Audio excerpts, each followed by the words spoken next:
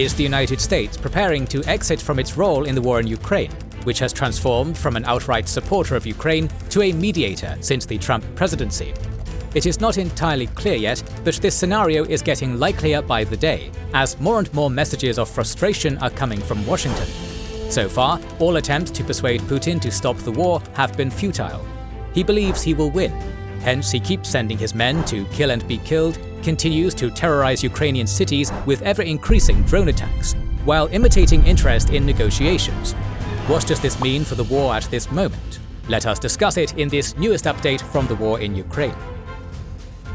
Every week we release 3 new exclusive videos for our members and patrons.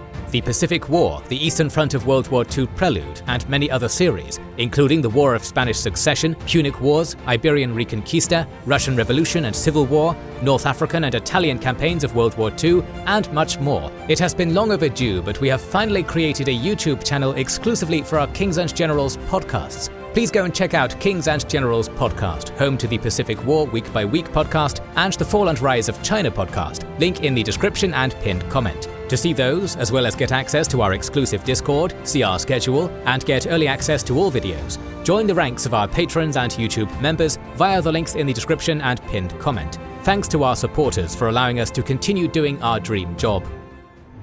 Amidst increased diplomatic activity, or imitation of diplomacy in the case of Putin, the Russian army continued putting pressure on the Ukrainian army and achieved notable progress in Donbas. The Russians have gained significant ground between Minohrad and Toretsk throughout May. In early May, they had a minor breakthrough towards the TO504 highway to the east of Pokrovsk after entering Myrolyubivka. After that, they managed to defeat the Ukrainian group defending open fields between Minohrad and Kostiantynivka, severing Ukrainian defensive logistics in the area. This is going to put additional pressure on the Ukrainian units fighting between Kostiantynivka and Toretsk, causing logistical difficulties for the defense of the latter. This success further gives options to the Russian army in this sector. They can elect to develop their advance from Novo-Olenivka towards the intersection of the TO504 and H20 highways to trap the Ukrainian units in this area or force them to give up Toretsk and withdraw. They can make a pincer movement from Chasiv Yar in the east to Novo-Olenivka in the west, while continuing assaults on Toretsk, eventually converging to seize Kostiantynivka. Of course, to do this, they would have to capture Chasiv Yar first, a town which has been withstanding Russian attacks for more than a year. Why is this important? Among obvious reasons, such as the capture of further ground in eastern Ukraine, Kostiantynivka is one of the so-called fortress cities of Donbas, along with Slovyansk, Kramatorsk and Druzhkivka. Although at the current pace of the Russian advance, it may take many months, if not years, before the Russian army reaches them, barring a monumental collapse of the Ukrainian defenses in Donbas. But now they are getting closer to the first of these towns. The Russian army would have to capture all of these towns to secure Putin's political goal of seizing Donbas. However, even with all these minor breakthroughs, they are still very far from securing this goal. To the southwest of Pokrovsk, Russian progress has been way more modest. They have not been able to fully secure the TO406 highway, and have been basically stuck in the same area since the start of the year. But their westwards advance towards Dnipropetrovsk Oblast in the sector between Pokrovsk and Velikonovosilka has been steady. Again, this advance serves the political purpose of gaining ground in Dnipropetrovsk Oblast for the first time since the start of the war, which may prompt Putin to lay legal claim on this region of Ukraine as well, however dubious and illegal this claim may be. From the military standpoint, this movement's primary tactical purpose appears to be to expand the salient in the Kotlina area to make the logistics to the forward units fighting in this area less vulnerable to Ukrainian drones. Elsewhere, Russia has achieved minor progress north of Liman and expanded its salient in Sumy Oblast. Generally speaking, we can expect the expansion of the geography of fighting in Ukraine and in the border areas. In the past couple of months, we have been observing increased Russian presence in Sumy Oblast and another Ukrainian incursion to Kursk Oblast, as they have gained a foothold in Tetkino. Ukrainian officers warn that the Russians are preparing to launch an offensive on the liberated right bank of the Dnipro, and have already gathered 300 vessels for this purpose to have another go at Kherson and Mykolaiv Oblasts. In May, Putin added a new objective to his special military operation, as if all the previously stated ones have already been achieved. He wants a creation of a buffer zone along the border. Putin did not clarify which areas he has in mind, but a member of the Russian Parliamentary Committee on Defense, Sobolov, stated that this entails Odessa, Dnipropetrovsk, Mykolaiv, Chernihiv, Kharkiv and Sumy oblasts. The Russian army has already intensified its operations in Sumy and Kharkiv oblasts, and according to some sources, the Russian grouping, which earlier pushed the Ukrainian army out of Kursk Oblast, is now massing around to launch another offensive on Kharkiv Oblast. Some sources report 50,000 Russian troops deployed for this assault. Is the Russian army in a position to expand its operations to such a degree? At least from a manpower perspective, they are doing well. In our previous videos, we reported that the Russians have increased the number of soldiers in Ukraine from 603,000 to 623,000 during 2025. They have reportedly increased their monthly recruitment from 30 to 35,000 soldiers to 35 to 40,000. Putin recently claimed even a higher figure of 50 to 60,000 new recruits per month. The Russian command has also been adjusting its assault tactics to mitigate the threat of Ukrainian drones, which has become the key component of Ukraine's defenses. Of course, it is easier for drones to target larger and less mobile equipment, like tanks and armored vehicles. Time and time again in this war, Russia has lost dozens of tanks and vehicles to Ukrainian drones during their countless botched assaults. This has forced them to increasingly rely on motorcycles and buggies, which have a higher chance of evading drones while transporting supplies and infantry to the front line. Of course, Russians still use tanks and armored vehicles in their assaults, but much less than before. By doing this, they avoid expensive losses, which has prompted some analysts to question whether the Russians are actually saving these currently unused tanks and armored vehicles for another major offensive at some point this year. Russia still relies on infantry assaults to gain ground in Ukraine, but they have been adapting their tactics to maximize their advantage in manpower and aerial threat. According to the Telegraph, as usual, first an infantry group approaches the Ukrainian positions, pinning them down, preventing the Ukrainians from maneuvering. Then comes a wave of drones to attack the Ukrainians from the air and cut their retreat. Finally, the Russians launch glide bombs to destroy Ukrainian bunkers and fortifications, which disorients the Ukrainians and makes it easier for the Russian infantry to take their positions. Of course, this tactic does not always succeed. Far from it. The Ukrainians still repel the vast majority of Russian assaults, but it is notable that the Russians are adapting their tactics and learning from their mistakes. The Ukrainians use their drones very effectively as a sort of substitute or addition to their artillery, which is enabling them to stall the Russians even in sectors where they are outnumbered. Generally speaking, it has been long considered that Ukraine has an advantage in drone production and quality, but some reports suggest that Russia may have surpassed Ukraine in this crucial component. According to The Times, Russia is producing new, more advanced fiber-optic FPV drones with longer range, which have been causing trouble for Ukrainian logistics, transportation of troops to frontline positions, and evacuation of the wounded. The Russian economy is struggling with labor shortages and stagflation, but it has not crumbled under the haphazardly implemented sanctions regime.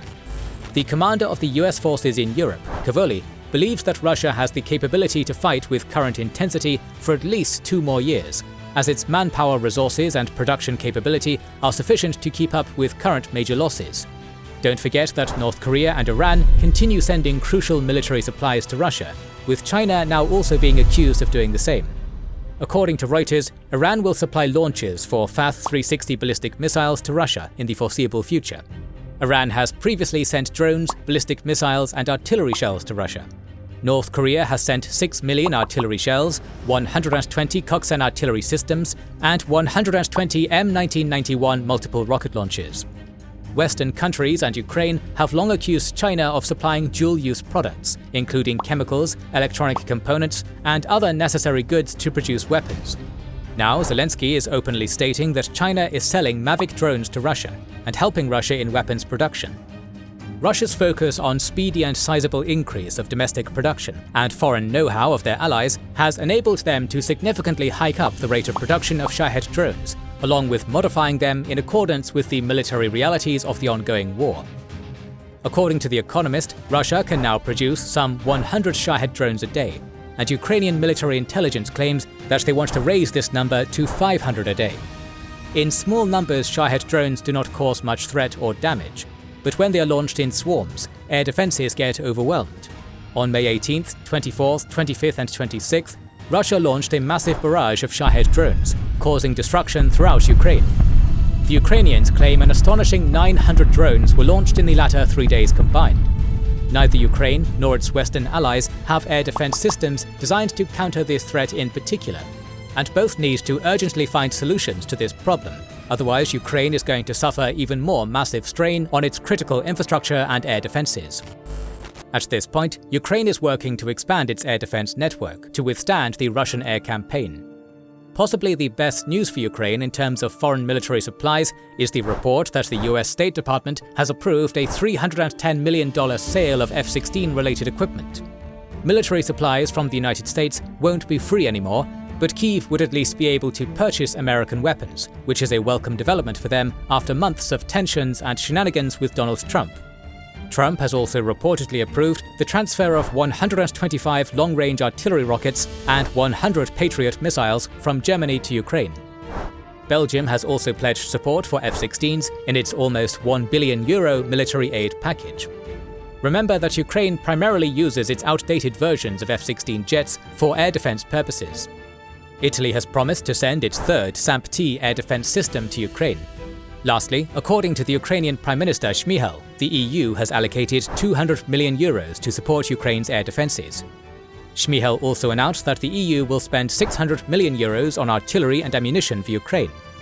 Ukraine's Foreign Minister Sybiha stated that the EU has taken a commitment to send over 1.35 million artillery shells to the Ukrainian army in 2025. On May 18th, Denmark pledged a $632 million aid package through 2028, consisting of artillery systems, ammunition, and equipment for fighter jets. 2 days later, Finland announced its intention to send military equipment worth €90 million, financed by proceeds from Russian frozen assets.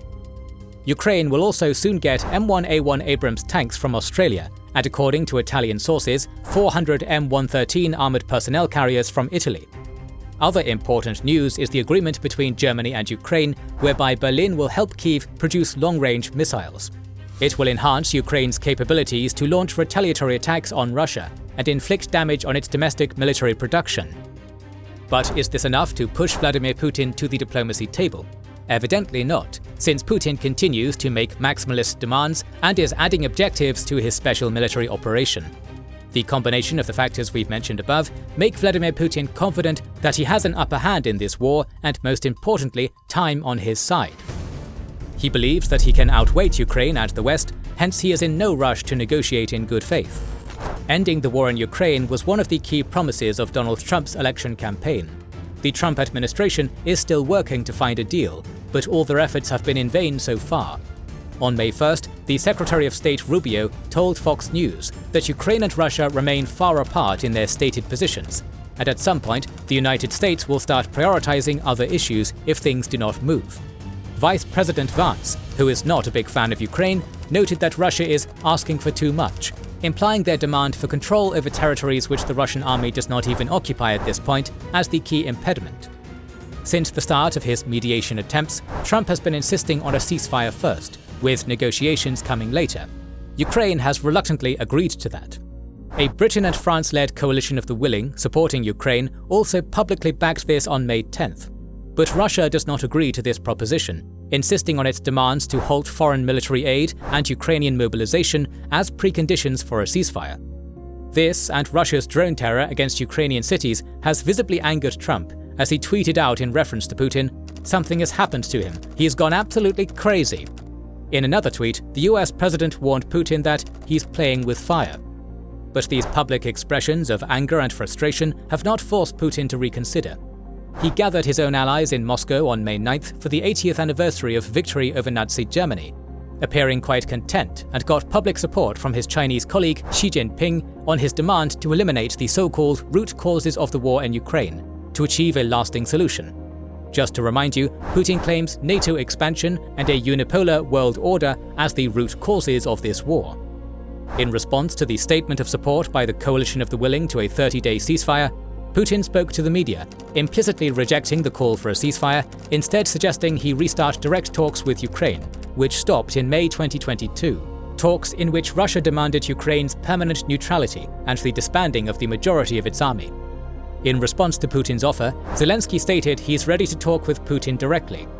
Of course, Putin rejected this counteroffer, sending his delegation to Istanbul to discuss with Ukrainians instead. The talks took place on May 15th, but as expected, nothing came out of them. because Russia's current demands of giving them 4 partially occupied oblasts plus Crimea, along with Ukraine's permanent neutrality, while also insisting that no foreign military can be deployed to Ukraine as a ceasefire force in exchange for nothing, is a complete non-starter for Ukraine. Russia holds the strategic initiative on the battlefield, but they are barely advancing. At the current pace, the complete occupation of Donetsk, Luhansk, Zaporizhia and Kherson oblasts will take years. It is not like the Ukrainian army is on the brink of capitulation. They're absolutely not. They are struggling with constant Russian pressure, but continue inflicting massive losses on the Russian army in exchange for very small territorial gains. Of course, the Russians reportedly threatened the Ukrainian delegation by saying that, "Today we want 4 oblasts, but tomorrow it will be 5.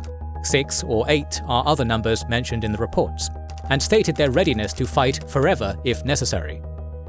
To summarize, Putin is imitating diplomacy, trying to string along the United States, while attempting to create more favorable conditions on the battlefield.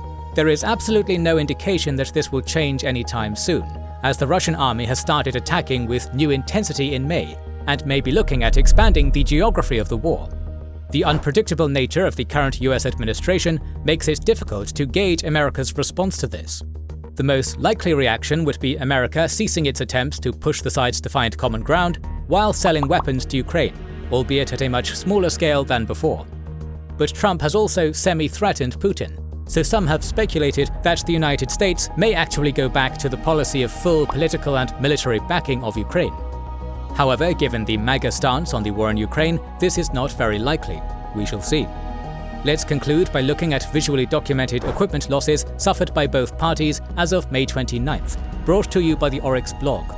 Russia has lost at least 4,029 tanks, 9,537 vehicles, 302 command posts and communication stations, 1,509 artillery systems and vehicles, 496 multiple rocket launchers, 141 aircraft, and 156 helicopters. Ukraine has lost at least 1,194 tanks, 4,622 vehicles, 51 command posts and communication stations, 832 artillery systems and vehicles, 87 multiple rocket launchers, 108 aircraft, and 51 helicopters. Further updates on the war in Ukraine are on the way. If you don't want to miss them, make sure you are subscribed and have pressed the bell button to see them. Please consider liking, subscribing, commenting, and sharing. It helps immensely. Our patrons and YouTube members can watch more than 200 exclusive videos. Join their ranks via the link in the description or by pressing the join button under the video to watch these weekly videos, learn about our schedule, get early access to our videos, access our private Discord, and much more. This is the Kings and Generals channel, and we will catch you on the next one.